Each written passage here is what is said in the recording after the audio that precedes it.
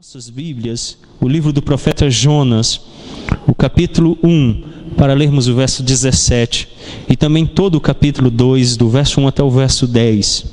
Jonas, capítulo 1, o verso 17, depois o capítulo 2, do verso 1 até o verso 10, para a nossa meditação. Diz assim a palavra do Senhor: Deparou o Senhor um grande peixe, para que tragasse a Jonas. Esteve Jonas 3 dias e 3 noites no ventre do peixe. Então Jonas, do ventre do peixe, orou ao Senhor seu Deus e disse: Na minha angústia clamei ao Senhor, e ele me respondeu. Do ventre do abismo gritei, tu me ouviste a voz. Pois me lançaste no profundo do coração dos mares, e a corrente das águas me cercou. Todas as tuas ondas e as tuas vagas passaram por cima de mim. Então eu disse: Lançado estou de diante dos teus olhos. Tornarei, porventura, a ver o teu santo templo? As águas me cercaram até a alma. O abismo me rodeou. As algas se enrolaram na minha cabeça. Desci até os fundamentos dos montes, desci até a terra, cujos ferrolhos se correram sobre mim, para sempre. Contudo, fizeste subir da sepultura a minha vida, ó Senhor meu Deus. Quando dentro de mim desfalecia a minha alma, eu me lembrei do Senhor, e subi a ti a minha oração, no teu santo templo. Os que se entregaram à idolatria vã abandonam aquele que lhes é misericordioso. Mas com a voz do agradecimento eu te oferecerei sacrifícios. O que votei, pagarei. Ao Senhor pertence a salvação. Falou, pois, o Senhor ao peixe, e este vomitou a Jonas na terra. Vamos orar. Sejam bem aceitas as palavras da minha boca, o meditar do meu coração, a tua presença, Deus meu, rocha minha e meu Redentor, é o que oramos em nome de Cristo Jesus. Amém. Nós estamos aí no terceiro sermão em Jonas. A cada passagem de ano, nós temos meditado em um trecho no livro deste profeta, como fizemos com o livro de Ruth. E Deus tem nos abençoado aí, então, nesse período de 2012 a 2013, o primeiro sermão, de 2013 a 2014, o segundo, e agora de 2014 ao ano que se inicia de 2015, nós temos aí o próximo sermão no livro de Jonas. Então, nós precisamos, de fato, considerar aquilo que o profeta tem a falar aos nossos corações. Quando nós começamos, nós observamos algumas coisas no livro de Jonas. A primeira que nós observamos, a primeira coisa que nós aprendemos com o livro de Jonas é que Jonas não é um livro missionário, como muitas pessoas pensam. O livro de Jonas não fala sobre missões. O livro de Jonas trata sobre o ser de Deus e a manifestação desse Deus poderoso contra os pecadores. E quando nós começamos a analisar o livro de Jonas, a primeira coisa que nós descobrimos, a primeira coisa que nós identificamos no livro do profeta Jonas, quando nós começamos a nossa série de estudos, é que a mensagem de Jonas ela é eficaz lá no capítulo 1, quando Jonas fala de Yahvé. E ali então, quando os marinheiros estão no meio da tempestade, perguntam a Jonas o nome do seu Deus, ele declara que é Yahvé, o Criador dos céus e da terra. Uma mensagem completa e escriturística. Jonas toma a verdade de Gênesis e apresenta Deus como Criador e usa o nome pactual dele. Então o texto diz que os marinheiros creem no Senhor. A fé, creem como Abraão creu. Já em Nínive não há fé. Jonas vai a Nínive e sai nas ruas simplesmente anunciando a mensagem que Elohim, o nome geral para Deus, o nome que todos utilizavam para Deus, iria castigá-los. Nós descobrimos que Nínive é comum a prática de que os profetas de qualquer Deus que fosse saíssem às ruas anunciando tragédias, uma tempestade, uma inundação, uma grande seca. Era comum então aos ninivitas praticarem aquilo que o texto bíblico registra. Um jejum institucional. O rei então declarava a necessidade de jejum para apaziguar a ira de um Deus. Aqueles se reuniam, faziam um jejum e aquele Deus então encontrava satisfeito. Então não vinha praga, ou a praga era mitigada. O que os ninivitas fizeram não foi um arrependimento bíblico, foi um arrependimento que lhes era comum. Como, por exemplo, observamos animais praticando jejum, animais rapando a cabeça, algo que não era aceito aos israelitas, nem praticado pelo povo da aliança. Então, no livro de Jonas, o que nós encontramos é um relato do Senhor Deus anunciando ao seu povo uma mensagem salvadora através de Jonas, e àqueles que ouvirem, para que se convertam a ele e creiam nele, vindo até ele para buscar salvação. Nínive, então, nós observamos na série de sermões no livro do profeta Naum, sofreu por causa da sua idolatria e foi castigada e finalmente foi destruída pelo Senhor. O que nós encontramos em Nínive é a aplicação daquilo que Jonas levou como mensagem, que o Senhor destruiria aquele povo por causa da sua iniquidade, e ali então aplicou o Senhor de fato o castigo. Nós vemos isso no livro do profeta Naum, e também uma outra mensagem contra a nação pagã encontra-se no livro do profeta Obadias. Ali também nós temos uma mensagem contra povos que não se arrependeram e não seguiram ao Deus verdadeiro. Mas no nosso texto de hoje nós precisamos observar algumas verdades, a fim de compreendermos aquilo que o Senhor tem para nos anunciar. E a primeira verdade que Jonas vai nos trazer, nós precisamos relembrar os nossos sermões anteriores. Primeiro, nós vimos que as pessoas costumam fugir de Deus, de muitas maneiras. Alguns tentam evitar a Deus, evitar a sua palavra, evitar arrepender-se de seus pecados e viver na presença do Senhor. Algumas vezes até os cristãos fogem de Deus. Se Ele os chama para fazer algo que não querem, eles deixam a presença do Senhor. Nós encontramos muitas vezes na igreja pessoas que fogem do Senhor, que fogem das suas resoluções nas Sagradas Escrituras, que deixam de obedecê-lo e de servi-lo. Os acontecimentos do livro de Jonas ocorrem em algum momento na metade do século VIII a.C. Jonas, conhecido como filho de Amitai, profetizou durante o reinado de Jeroboão II, os anos 783 ao ano 743 a.C. Você pode ler depois 2 Reis, o capítulo 14, o verso 25. Então depois nós vimos no segundo sermão a providência de Deus, no livro de Jonas, capítulo 1, do verso 3 até o verso 16. E nós aprendemos então na passagem de ano anterior, do ano 2013 para o ano 2014, em primeiro lugar, a soberania e a providência de Deus. Deus dirigindo. Por exemplo, nós aprendemos alguns fatos inusitados na vida de Jonas.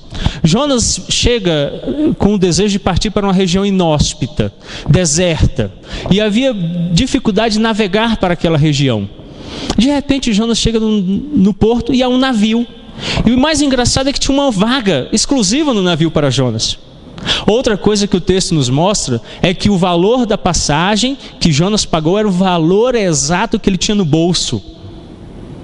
Então Jonas toma o navio e foge da presença do Senhor.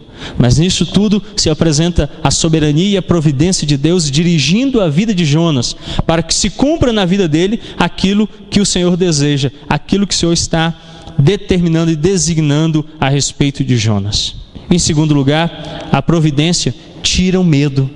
Quando nós confiamos na providência de Deus, deixamos de temer o amanhã, deixamos de viver submissos à ansiedade. Quando Jonas compreendeu que Deus estava dirigindo a vida dele, ele se rende ao Senhor. E no seu diálogo final com os habitantes de Nínive, ele fala desse Deus poderoso que o enviou. E quando ele conversa com os marinheiros no navio, ele também fala desse Deus que o enviou. Jonas então agora entende que Deus está dirigindo. Ele começa o seu livro fugindo da presença de Deus. Começa o seu livro se negando a obedecer a Deus. E termina o primeiro episódio e o episódio final confiando na providência de Deus. Como nós devemos entender, a figura central no livro não é Jonas, mas é Deus. É dele tanto a primeira palavra, Jonas 1:1, e 2, quanto à última palavra, Jonas 4:11. Então o livro começa com a palavra de Deus e termina com a palavra de Deus. Deus é o personagem central. O livro não apenas concentra-se na salvação, como sendo proveniente do Senhor, mas também define em maiores detalhes a natureza desse Deus de salvação. Então o livro nos apresenta detalhes de como Deus salva, de como Deus dirige, de como Deus age na vida daqueles que Ele chama. O pecador sempre cai. E ele começa com o declínio pelas próprias atitudes insensatas. A gente vê isso na vida de Jonas. Decide desobedecer a Deus, decide fugir de diante do Senhor, decide dirigir a própria vida, tomando um destino diferente, oposto àquele que Deus tinha determinado a ele. Então o pecador começa com o declínio das suas próprias decisões insensatas, tentando fugir da vontade de Deus, tentando se esquivar dos desígnios eternos do Senhor. E é um fato, nada pode estar em perfeita ordem quando se está vivendo em rebeldia à vontade de Deus. Entenda, nada pode estar em perfeita ordem quando se está vivendo em rebeldia à vontade de Deus. Quando se nega a obedecer a Deus, quando se nega a cumprir aquilo que Deus determina, não há possibilidade de dar certo. Jonas descobriu isso. Jonas foi punido porque não só não confiou na soberania e providência de Deus, como se furtou a seguir a vontade e a obedecer à vontade do Deus Altíssimo. Então, quando não se está vivendo a vontade de Deus, mas em rebeldia, saiba que nada dará certo. O pecador cai ainda mais quando o Senhor começa a castigá-lo. Jonas foi para Jope, de Jope ele foi para o porão do barco, de lá foi para a barriga do grande peixe. Entenda que quando você vive fora da vontade de Deus, quando você se nega a obedecer a Deus, quando você não crê na soberania e na providência de Deus, cada vez mais o Senhor vai castigando e cada vez você vai parando no mais profundo. Então ele decide ir para a região mais longínqua, os confins da terra naquela época. E ele não consegue chegar lá, e ele vai para o porão do barco. E do porão do barco ele vai para mais baixo ainda, para o ventre do peixe. E o fim dele é o mais profundo abismo do mar. Quando você deixa de cumprir a vontade de Deus e começa a se afastar da presença dele, você vai se colocando cada vez mais e mais no profundo abismo. Então quando Deus começa a castigá-lo, você de fato vai passar por aquilo que o ditado popular diz: se você não vem pelo amor, você vai vir pela dor. E cada vez mais a sua situação será uma situação de um abismo mais e mais e mais profundo. Você também cairá se não caminhar segundo a vontade de Deus. As circunstâncias da vida o derrubarão, o seu espírito interior o derrubará, a mão do Senhor o derrubará. Entenda, Jonas, com medo de pregar a um povo que os judeus odiavam, que aos olhos dos hebreus não eram bem vistos, tenta no seu coração fugir da presença do Senhor. Então as circunstâncias da vida vão atingir você, e ele então decide fugir para bem longe. Depois ele entra no estado de depressão, enquanto os marinheiros estavam clamando pela própria vida em meio a uma tempestade. Havia medo. O termo que o mestre do navio utiliza para invocar a Deus é uma expressão de quem grita com pavor. Mas Jonas está deitado, dormindo, em depressão profunda, escondido no porão do barco. Então o espírito interior dele já está clamando contra ele. E por último, a mão do próprio Deus vem contra Jonas, e ele entende que a única forma da tempestade cessar é ele ser lançado no mar, porque o próprio Deus se voltou contra ele. Ele diz isso no trecho que nós lemos. Daqui a pouco veremos isso com maior detalhe. Então, em primeiro lugar, eu quero considerar com vocês esta noite: oração e arrependimento verso 17 do capítulo 1 e o verso 1 do capítulo 2. Deparou o Senhor um grande peixe, para que tragasse a Jonas. E esteve Jonas 3 dias e 3 noites no ventre do peixe. Então Jonas, do ventre do peixe, orou ao Senhor, seu Deus. Soren Kierkegaard diz assim: a questão não é orar até que Deus ouça o que lhe pedimos, mas até que entendamos aquilo que Ele nos pede. A questão não é orar até que Deus nos ouça o que lhe pedimos, mas até que entendamos aquilo que Ele nos pede. Eu tenho falado sempre disso aqui. A oração não muda Deus. Deus é imutável.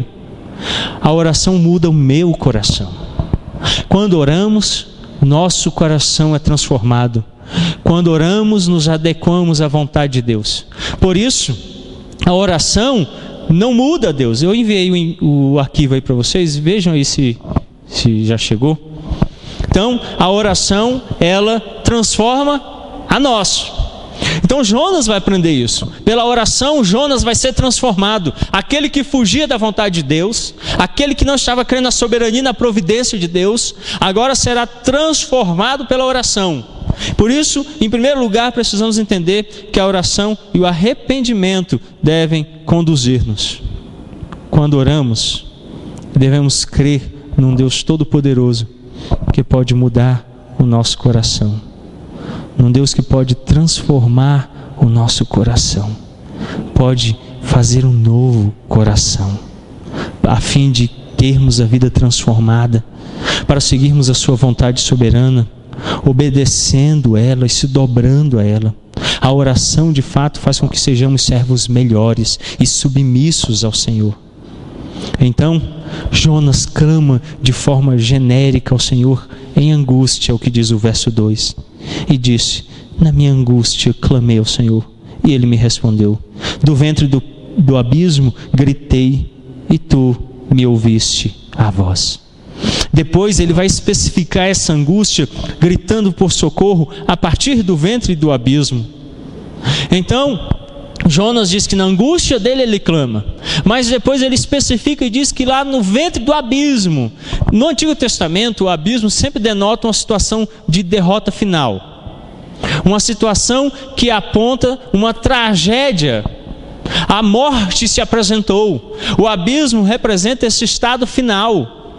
Então é preciso crer que de fato aquele que busca a Deus lá do abismo está na última situação possível, de frente à morte, uma situação trágica. Então é dali que Jonas clama. Abra sua Bíblia lá em 2 Samuel, o capítulo 22, para lermos o verso 7.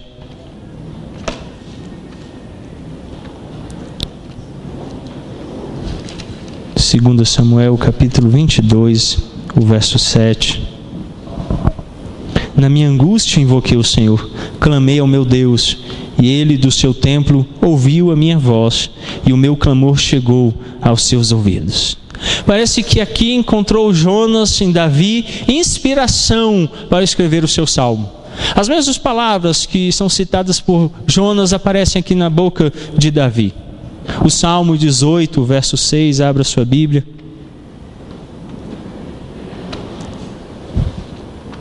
Salmo 18, o verso 6.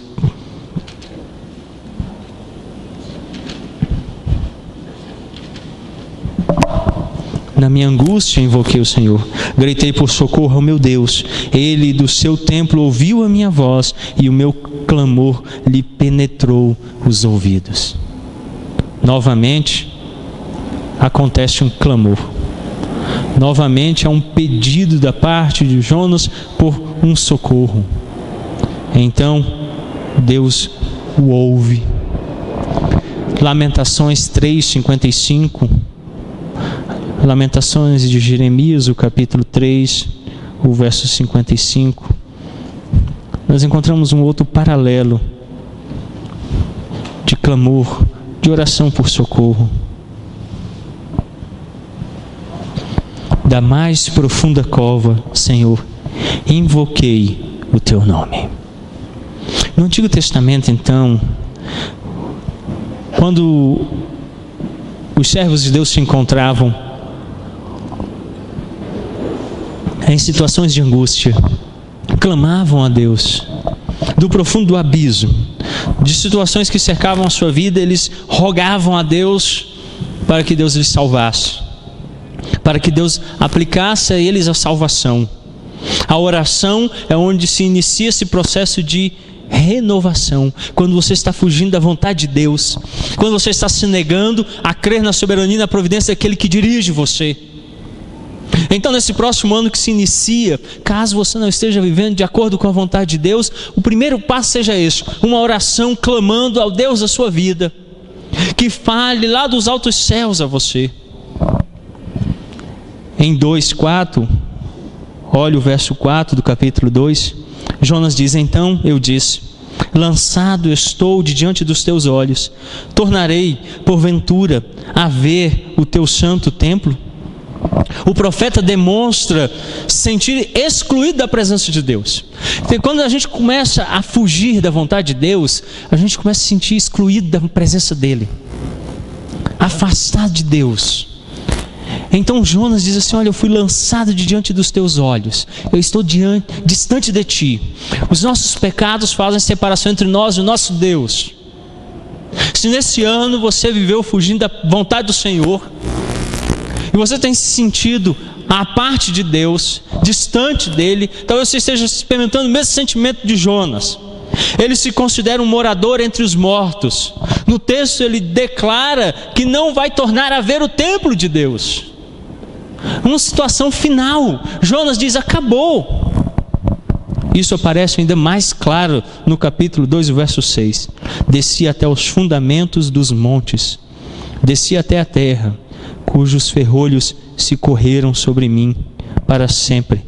Contudo, fizeste subir da sepultura a minha vida, ó Senhor meu Deus.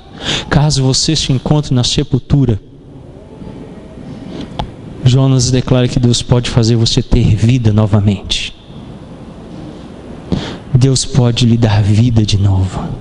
E esse ano que se inicia pode ser um ano fora do ventre do peixe, fora de um porão escuro, sem ter que fugir para Jope.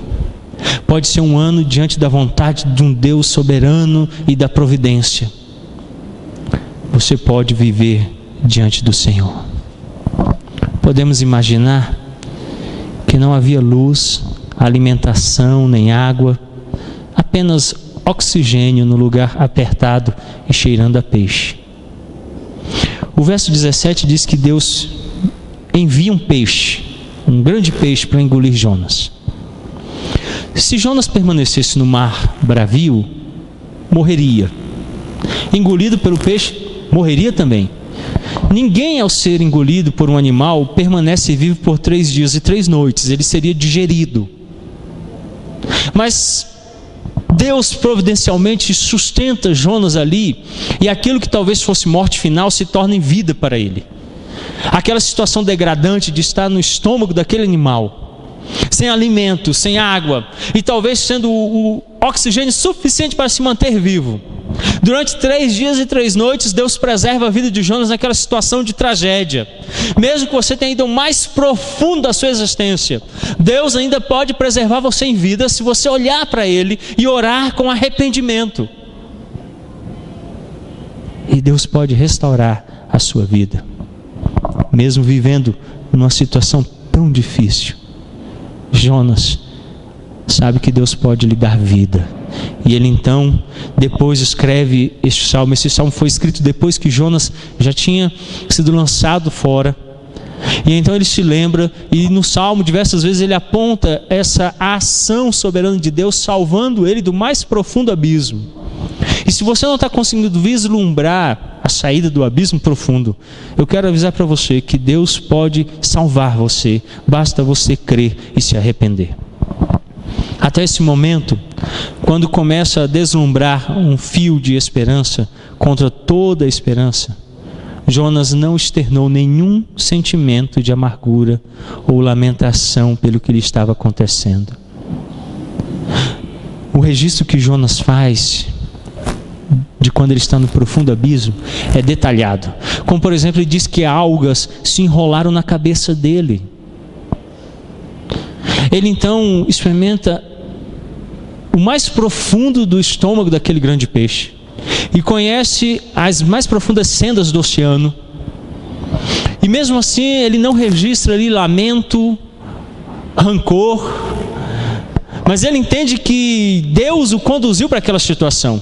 Porque quando ele fala ao mestre do navio, me lança ao mar, ele sabe que Deus está solicitando que ele retorne ao caminho do Senhor. Então, se na sua vida as coisas estão difíceis, se está apertado, se você está passando por lutas, porque você se afastou da presença de Deus, entenda que mesmo assim Deus está dirigindo os seus passos. Todas as agruras que lhe ocorreram foram encaradas por Jonas como vindas do Senhor. Ele declara isso no seu salmo, que o próprio Deus agiu contra ele por causa da sua situação de pecado. Não há indicações que Jonas tenha orado antes. Quando foi ordenado pelo mestre do navio, no capítulo 1, verso 6, volte lá comigo. Chegou-se a ele o mestre do navio e lhe disse: o que se passa contigo? Agarrado no sono? Levanta-te, invoca o teu Deus. Talvez assim esse Deus se lembre de nós para que não pereçamos. Então o mestre do navio chama Jonas e diz assim: ora, invoca o teu Deus, fala com ele, faz preces. Mas não há registro de que Jonas tenha orado. E eu sei que é difícil, quando nós estamos afastados da presença do Senhor, quando nós não estamos seguindo os caminhos do Senhor, os seus preceitos, é difícil orar. Jonas aparentemente não orou, sua consciência o impediu, ele não estava arrependido. Se você não tiver verdadeiro arrependimento, você não poderá orar. E eu estou falando de causa própria, eu sei disso. Quando nós estamos distantes de Deus, Ele não nos permite orar. Nós não temos comunhão com o Altíssimo. Eu acho que isso é um dos motivos pelos quais as nossas reuniões de oração são pouco frequentadas, porque não há arrependimento em nossos corações. É por isso que o número é diminuto, é pequeno e quase chega à extinção, porque são poucos os que experimentaram verdadeiro arrependimento. A grande maioria está no mais profundo abismo, dentro do ventre de um peixe, ou no porão de um barco, ou fugindo para Jope. Por isso a consciência lhes impede de buscar a Deus, porque não vivem conforme a vontade do Senhor. Você tem problemas para orar? Isso pode ser porque sua consciência o impede. Talvez seja necessário arrepender-se e clamar a Deus por salvação. Senão você vai permanecer morto espiritualmente. Você está separado de um irmão ou fugindo da vontade de Deus. Essas situações também podem impedir você de estar orando. Isso afetará de modo drástico a sua vida de oração. A sua alma murchará com a perda da comunhão vital com o Senhor. Jonas, em meio a uma tempestade terrível, ouviu uma exortação de um pagão, de um idólatra. No próprio texto, Jonas os considera idólatras. Olha o que diz o verso 8. Os que se entregam à idolatria vã abandonam aquele que lhes é misericordioso. Aqui ele está falando dos marinheiros, do mestre do navio, gente que buscava muitos deuses, o Deus da chuva, o Deus do sol, o Deus da tempestade, deuses muitos, mas que não podia salvar-lhes a vida. Então Jonas diz: eu creio no Senhor Yahvé, o Deus da aliança, Criador dos céus e da terra. Mas Jonas não podia orar a Deus, porque não havia arrependimento no seu coração. Talvez você seja como Jonas. Você crê em Yahvé, no Deus Criador do céu e da terra, mas você está impedido de orar porque você não se arrependeu. sem arrependimento, isso afetará de modo drástico a sua vida de oração. A sua alma murchará com a perda da comunhão vital com o Senhor. E ela vai secando. Ontem eu olhei pela janela do meu quarto e falei para a Elaine, olha, o pé de figo está carregado. E imediatamente me veio à memória o momento em que Jesus se aproxima e busca na figueira fruto, e a encontra desprovida de frutos, e ela murcha imediatamente. E se Deus buscar você, e você não estiver vendo a vontade dele, e não encontrar frutos na sua vida, você murchará, porque sem uma comunhão vital com o Senhor, nenhuma alma subsiste. Ela vai definhando em si mesma. Em segundo lugar, o arrependimento cristão, verso 4. Então eu disse, lançado estou de diante dos teus olhos, tornarei porventura a ver teu santo templo? Jonas reconheceu o perigo genuíno de sua condição. Ele não estava simplesmente passando por uma calamidade física. Sua alma havia sido rejeitada por seu Deus. Jonas compreende isso perfeitamente. Jonas sabe que os nossos pecados fazem separação entre nós e o nosso Deus. Então Jonas reconhece o seu perigo.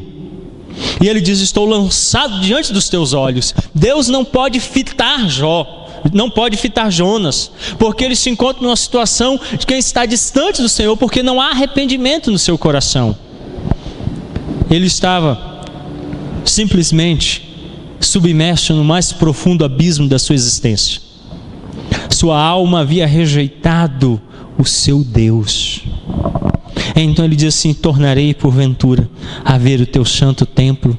Jonas diz assim, será que eu vou voltar a estar na habitação do Senhor? Será que eu vou voltar de novo a tabernacular, a morar, a habitar diante do meu Deus, no seu santo templo? E às vezes a gente vai perdendo vigor na vida cristã.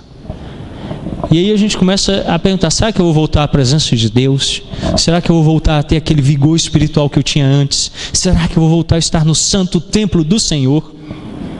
Como Jonas expressa o seu desejo de retornar para Deus. Como é que ele expressa essa vontade de ir ao santo templo do Senhor? Há evidências no texto de que ele creu em Deus, apesar da situação em que estava. Nós encontramos no texto algo que aponta que Jonas creu com fé salvadora no Senhor.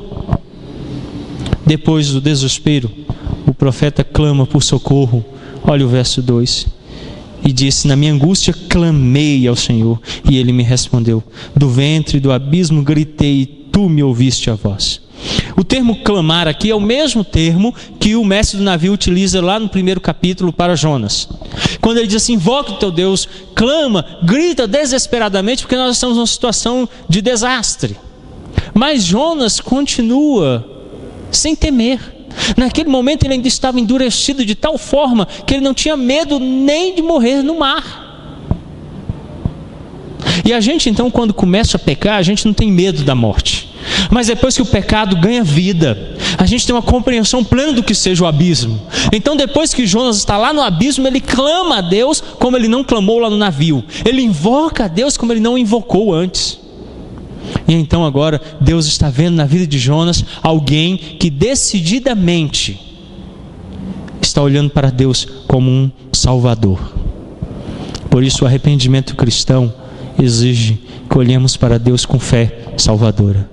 Jonas reconheceu ter sido banido da presença do Senhor por causa dos seus muitos pecados. Contudo, voltou-se para o lugar mais santo de Deus. Olha o verso 7.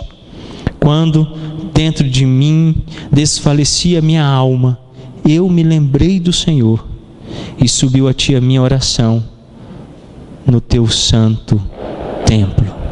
A pergunta de Jonas é respondida. Será que eu vou voltar à presença do Senhor no seu santo templo? Então agora Jonas vai e diz assim, dentro de mim a minha alma estava morrendo, mas eu orei, a minha oração foi até o teu santo templo. Veja, a oração tem essa capacidade de nos introduzir à presença do Deus Santo. Veja como a oração é importante. Pela oração, Jonas experimenta um voltar-se a Deus. A oração propicia ao cristão ter comunhão e intimidade com o seu Senhor.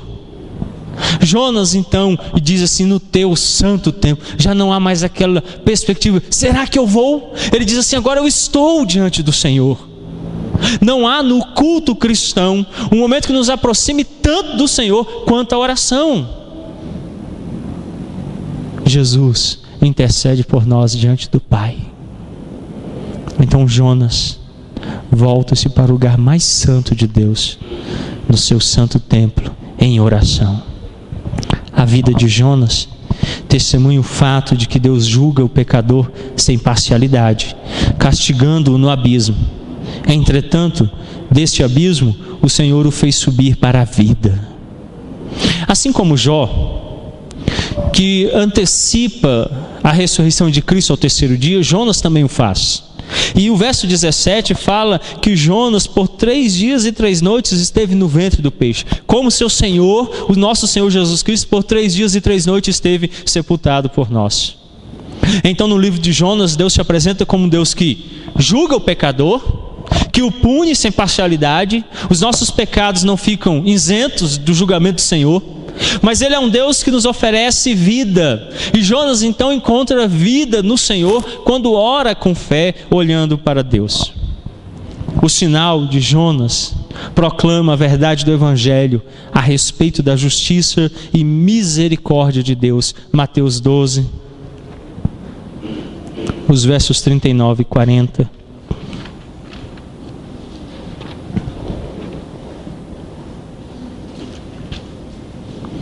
Ele, porém, respondeu: uma geração má e adúltera pede um sinal, mas nenhum sinal lhe será dado, senão o do profeta Jonas.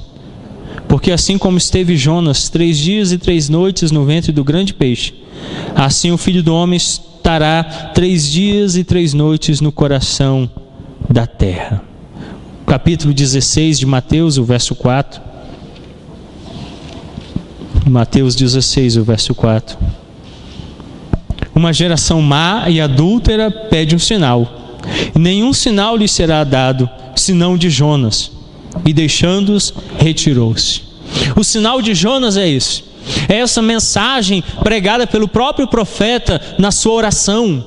Mensagem que anuncia uma oração de arrependimento, uma oração de fé, que possibilita Jonas deixar de ser alguém que caminhava fora da vontade do Senhor, para ser alguém que caminha dentro da vontade do Senhor.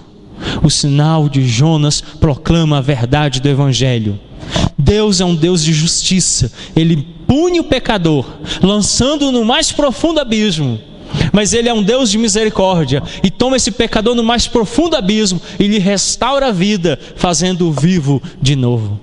Jonas não tinha alternativa. Era morrer no mar ou no ventre do peixe. Mas quando ele olhou para Deus, Deus providencialmente lhe restaurou a vida. Terceiro e último lugar, o verdadeiro arrependimento busca por Deus. Verso 8 e 9 do capítulo 2. Os que se entregam à idolatria vã abandonam aquele que lhes é misericordioso. Mas com a voz do agradecimento eu te oferecerei sacrifício, o que votei pagarei. Ao Senhor pertence a salvação. Nesses últimos versos de seu poema da ressurreição, Jonas reflete sobre a natureza da fé genuína, porque somente a fé verdadeira em Yahvé pode livrar-nos da perdição. Isso é bem claro no livro. O livro, no capítulo 1, fala sobre essa fé verdadeira. No verso 8, os marinheiros disseram: declara-nos agora, por causa de quem nos sobreveio este mal. Que ocupação é a tua? De onde vens? Qual é a tua terra? E de que povo és tu? E Jonas lhes respondeu: sou hebreu, temo a Yahvé, o Deus do céu e que fez o mar e a terra. Os homens ficaram possuídos de grande temor e lhe disseram: que é isto que fizeste? Pois sabiam os homens que ele fugia da presença de Yahvé, porque ele o havia declarado. Disseram-lhe que te faremos para que o mar se nos acalme? Porque o mar se ia se tornando cada vez mais tempestuoso. Veja, quando os marinheiros falam com Jonas, diz assim: Jonas declarou. A palavra aqui utilizada no hebraico diz que Jonas anunciou. A mensagem que Jonas anuncia faz com que aqueles marinheiros creiam em Yahvé, tanto que eles chamam ele pelo nome Yahvé. No primeiro momento, o mestre do navio designa ele como Deus minúsculo, mas agora eles estão chamando pelo Deus Todo-Poderoso da aliança. Mas quando nós vamos a Nínive, o que nós encontramos ali é uma expressão que era costumeira aos ninivitas, um arrependimento determinado pelo rei, simplesmente para apaziguar a ira de deuses. Não há um arrependimento verdadeiro, não há uma conversão. Eles não experimentaram o que os marinheiros e Jonas experimentou. Jonas experimenta uma ressurreição, ele nasce de novo, ele está como que morto, sepultado no mais profundo abismo. E no seu salmo ele diz isso no verso 6: desci até os fundamentos dos montes, desci até a terra, cujos ferrolhos se correram sobre mim para sempre. Contudo fizeste subir da sepultura minha vida, ó Yahvé, meu Deus. Jonas diz que desceu à terra. É uma expressão também muito utilizada para o Senhor Jesus Cristo. Jonas então diz: eu estava morto em meus delitos e pecados, mas ele me deu vida. Então Jonas experimenta a ressurreição. Essa de fato é a genuína fé que nos livra da perdição. E há algumas características. Primeiro, a genuína fé apega-se a Deus, mesmo quando está sofrendo o castigo de Deus. Em todo momento Jonas não blasfema, ele não vai ficar com rancor no coração, mas antes ele vai buscar a Deus. Então, se a sua fé é genuína, se você se encontra afastado da presença do Senhor, tomando outros caminhos, há tempo de apegar-se ao Senhor, mesmo em meio a aflições. Em segundo lugar, a fé verdadeira oferece sacrifício perpétuo de agradecimento ao Senhor. No verso de número 9, Jonas diz: mas com a voz do agradecimento, eu te oferecerei sacrifício, o que votei e pagarei, ao Senhor pertence a salvação. Jonas é agradecido a Deus. Jonas diz que vai dar sacrifícios ao Senhor. Jonas diz que pagará os votos que fez ao Senhor. Uma fé verdadeira oferece um sacrifício perpétuo de agradecimento a Deus. Em terceiro, a fé genuína se manifesta cumprindo sua palavra. Você fez votos ao Senhor quando você se batizou? Disse que viveria como um cristão? Prometeu sustentar a igreja do Senhor? Jonas diz que vai pagar os votos que fez. Ele antes era alguém que deliberadamente desobedecia a voz de Deus. Deus falava: vá a Nínive, ele tomava um caminho oposto. Se você votou no seu coração diante do Senhor, você precisa cumprir os seus votos. Quarto, a fé genuína reconhece que a salvação é proveniente do Senhor. O verso de número 9 encerra dizendo: ao Senhor pertence a salvação. Uma fé genuína reconhece que é Deus que é o Salvador, que só Deus salva, que só o Senhor pode restaurar aqueles que estão no mais profundo abismo. Jonas reconhece no Senhor salvação. Ele reconhece que só dele vem a salvação, que ela pertence a ele. Ele não busca autossalvação, ele descansa no Senhor. Eu queria convidar então você a meditar nessa verdade. Se sua fé é genuína, se você crê que o Senhor tem aplicado salvação à sua vida, se você tem experimentado o verdadeiro arrependimento, você tem buscado por Deus, se você tem experimentado o arrependimento cristão, você tem declarado a sua inutilidade e tem olhado para a santidade de Deus. Isso você deve fazer com oração e arrependimento. Curva a sua fronte. Feche os seus olhos. Vamos falar com Deus. Pai querido, já se aproxima cronologicamente o momento em que este ano findará. E por causa deste momento somos conduzidos e imbuídos, ó Deus, por um sentimento popular de que um novo momento vai nascer. Mas isso não é verdade, ó Pai. Esse novo momento, esse novo nascimento, só acontece em Cristo Jesus. Naquele que depois de ter sido sepultado, ressurgiu ao terceiro dia. Como Jonas prefigurou isso e experimentou essa salvação, também somos chamados a experimentá-la. Talvez estejamos vivendo nossa própria vontade. Talvez estejamos experimentando, ó Deus, rebeldia contra o Senhor. E por isso, a nossa alma se encontra no mais profundo abismo, nos porões da vida, nos destinos de nossa própria caminhada, para longe de Deus. É por isso, ó Deus, que muitas vezes a nossa oração é tão difícil. Mas Jonas nos ensina que mesmo no profundo abismo, já a morte, na sepultura, podemos clamar e Ele nos vivifica. Restaura-nos a vida, ó Pai, neste ano que se inicia. Dar-nos uma nova caminhada, como o Senhor deu a Jonas. O verso 10 declara que, tendo ele se arrependido e confiado plenamente no Senhor seu Deus, como aquele que pode salvar, ele foi imediatamente, declara as Escrituras, vomitado à praia.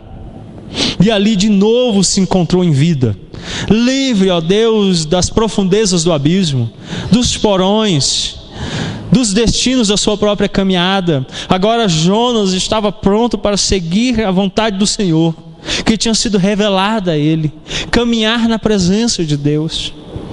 Dar-nos, ó Pai, experimentarmos ter uma oração da ressurreição, como teve Jonas.